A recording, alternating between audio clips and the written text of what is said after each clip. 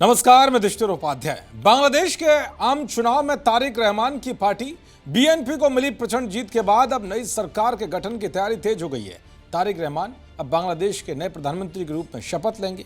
उनके शपथ ग्रहण समारोह में बांग्लादेश के पड़ोसी देशों के राष्ट्र अध्यक्षों के शामिल होने की बात कही जा रही है।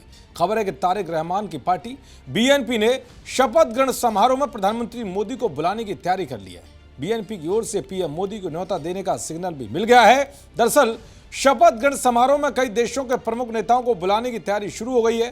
खासकर पीएम मोदी को इसमें विशेष मेहमान के तौर पर बुलाया जाएगा। औपचारिक रूप से बांग्लादेश की ओर से पीएम मोदी को निमंत्रण भेजा जाता है और उसे भारत की ओर से स्वीकार कर लिया जाता है। तो ढाका में नई राजनीतिक नेतृत्व के तहत भारत बांग्लादेश संबंधों के लिए एक अहम मौका साबित हो सकता है। तारिक रहमान के विदेशी मामलों के सलाहकार हुमायूं कबीर ने साफ किया है कि यह समय दोनों देशों के लिए अपनी पुरानी धारणाओं को बदलने का है। उन्होंने कहा कि यदि भारत पड़ोसी प्रथम की नीति के तहत सम्मानजनक व्यवहार करता है तो दोनों देश विकास के नए आयाम छू सकते हैं। दरअसल पीएम मोदी ने तारिक रहमान को प्रचंड जीत के लिए बधाई दी थी, जिसके बाद बीएनपी ने भी उनका शुक्रिया करते हुए कहा था कि भारत बांग्लादेश के रिश्ते मजबूत होंगे।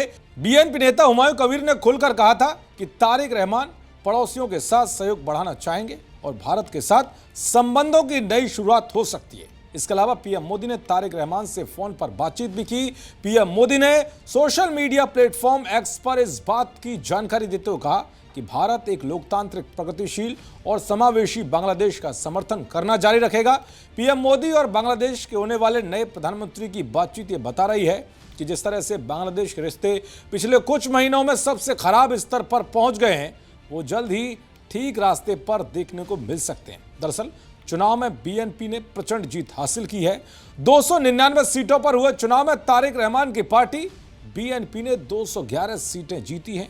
वहीं भारत विरोधी और पाकिस्तान समर्थक जमात इस्लामी को 68 सीटें ही हासिल हुई है। यह खास बात यह है कि इस बार के चुनाव में 3 हिंदू उम्मीदवारों ने भी जीत हासिल की है।